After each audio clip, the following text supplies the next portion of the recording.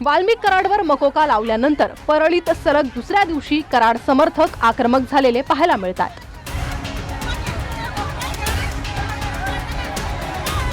कराडवरील सर्व गुन्हे तात्काळ मागे घेण्याची मागणी कराड समर्थकांनी केली आहे। काय अन्नावरले खोटे गुन्हे वापस घ्या।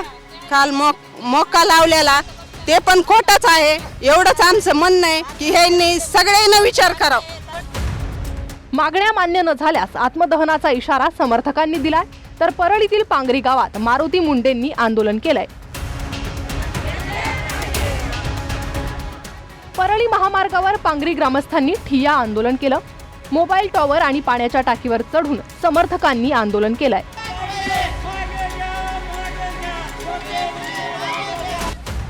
कराडवर खोटे गुन्हे दाखल केल्याचा समर्थकांनी आरोप केलाय।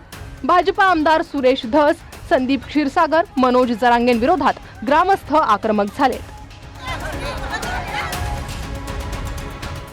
सलग दुसऱ्या दिवशी परळीत व्यापाऱ्यांनी बंद कायम ठेवलाय। वाल्मिक कराडच्या समर्थनार्थ आंदोलनाची पुढची दिशा ठरवणार आहेत। परळी तालुक्यातील शिरसाळा धर्मापुरी गावात बंदची हाक देण्यात आली आहे। कराड समर्थकांकडून सकाळपासून दोन्ही गावात बंदची हाक देण्यात आली आहे। शिरसाळा धर्मापुरी गावात सकाळपासूनच व्यवहार ठप्प आहेत। कराडला टार्गेट करत असल्याचा आरोप समर्थकांनी केलाय। आमच्या अन्नावर हे राजकीय दबावापोटी खोटे गुन्हे दाखल झालेले आहेत साहेब। जोपर्यंत त्यांना याच्यातून मुक्त करीत नाही तोपर्यंत परळी तालुक्यात नाही जिल्ह्यामध्ये असेच आंदोलन चालू राहणार।